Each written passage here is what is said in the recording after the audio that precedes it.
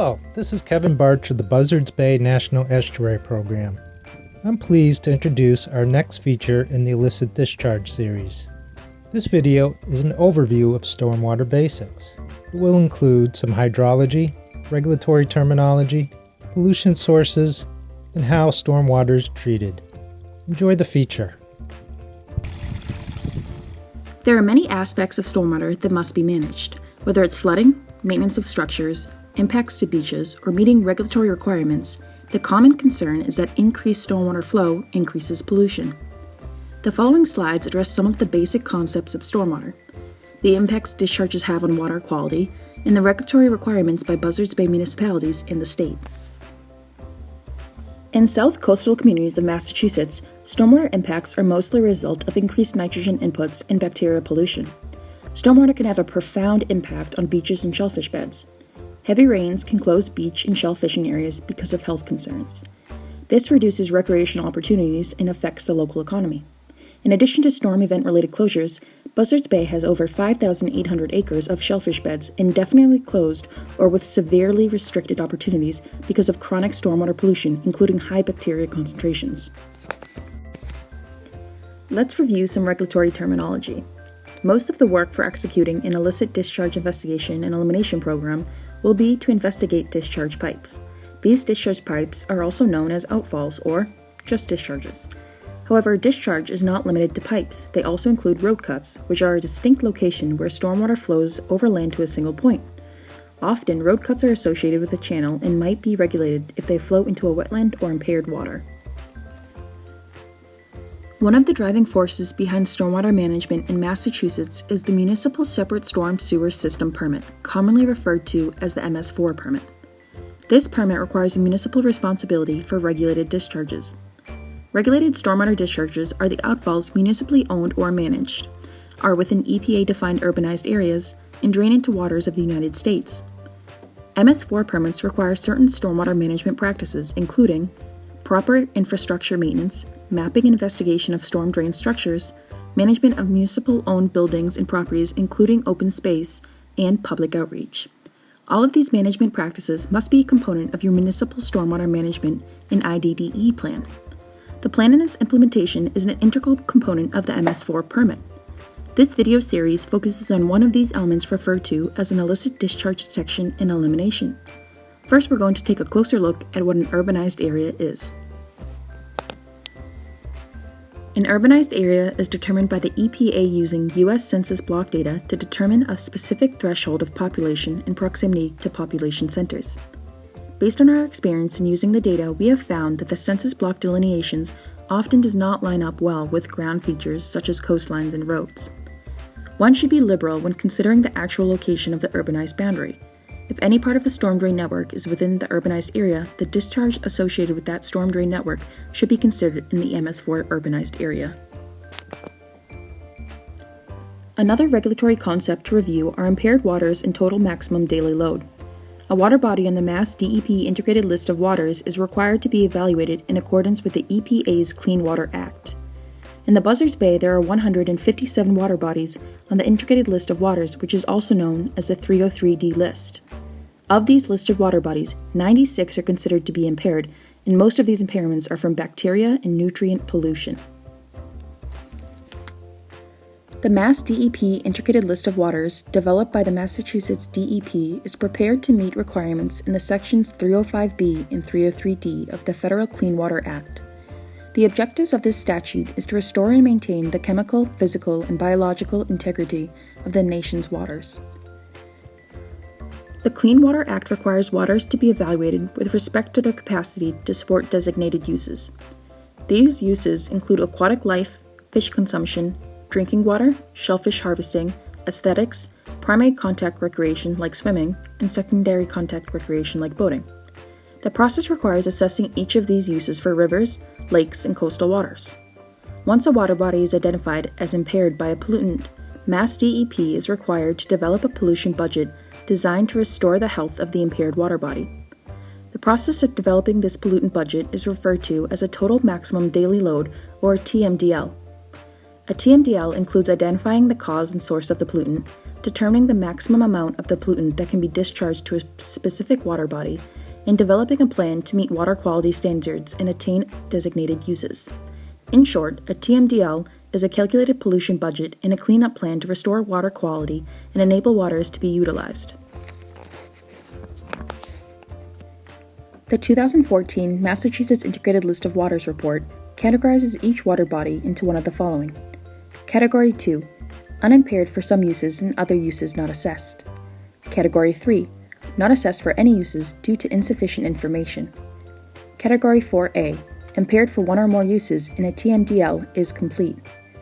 Category 4C, impaired for one or more uses but not requiring a TMDL because the impairment is due to a non-pollution condition such as low flow, habitat alteration, or non-native species infestation. Or Category 5, impaired for one or more uses and requiring a TMDL because the impairment is due to one or more pollutants such as nutrients, metals, pesticides, solids, and pathogens. As indicated in the MS4 permit, priorities for stormwater monitoring and IDD investigation should be aimed at Category 4A and 5 water bodies. The pollutant identified for those waters are used as a guide for which water quality parameters to measure when monitoring stormwater discharges. It's important to remember that the water quality is a reflection of the watershed that surrounds the water body. A watershed or catchment is an area of land that drains into a water body. A coastal watershed drains into a section of the bay. To simplify the concept, we're showing a figure on the right to illustrate a simple watershed with a stream network draining to one point.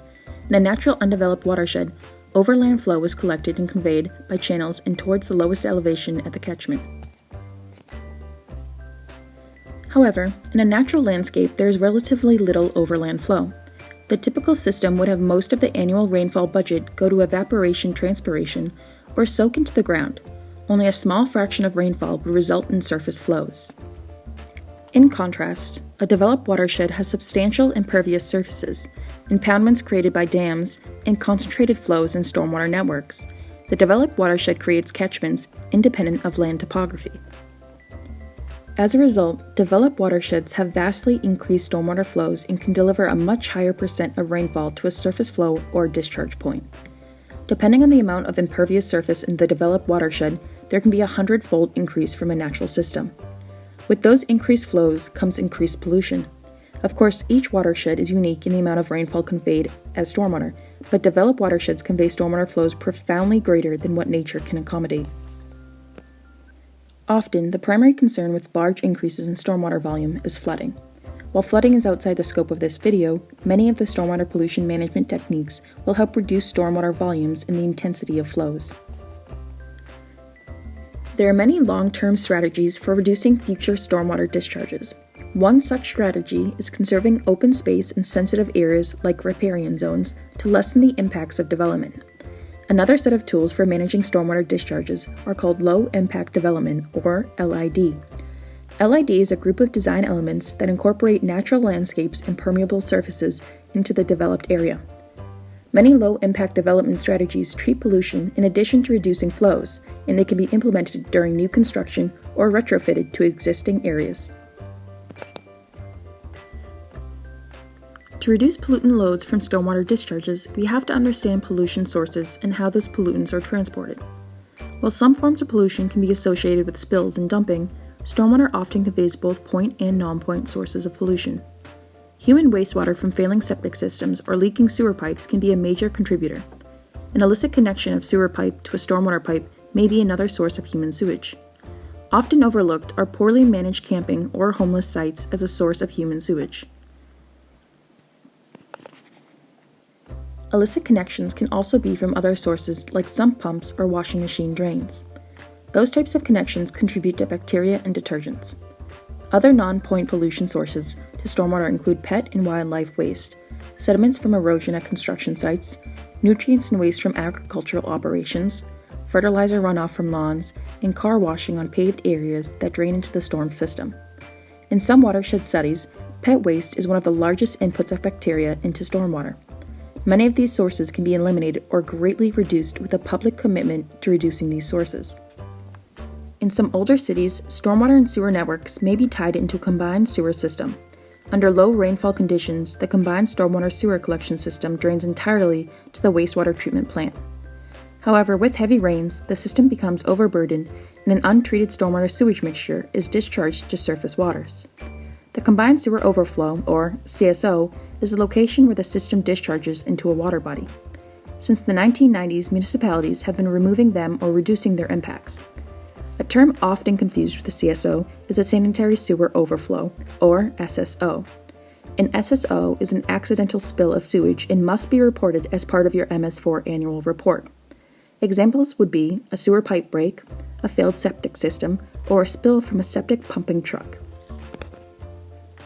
Illicit connections are an important management focus for MS4 permits. An illicit connection is a connection to the storm drain system that is not authorized. Some illicit connections are subtle and difficult to locate. This illustration shows 3 examples of illicit connections. First, the sewer cross connection, where a part of the sewer system is connected to the stormwater collection system. The second illicit connection is a household connection such as a roof drain, sump pump, or washing machine drain. The third example is a sewer pipe from a house connected to the stormwater pipe. All illicit connections have profound negative impacts on stormwater quality and must be remediated as soon as possible when discovered. Every pollution source merits discussion of ways to address it. One of the most beneficial and cost-effective ways to reduce pollution is to educate people and attempt to change behaviors contributing to pollution. Community outreach is an important part of the MS4 process. There are plenty of online sources of outreach materials related to stormwater management. Give some thought as to the best way to distribute information and how to motivate changes in behavior in your community. Using community outreach to reduce pollution sources can be more cost-effective than treatment systems. When it comes to treating stormwater, there are several different systems that can be deployed.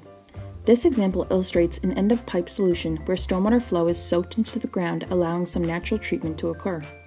This example in the town of Bourne, just north of the Massachusetts Maritime Academy, is an infiltration structure installed to treat stormwater from a portion of a neighborhood and parking area.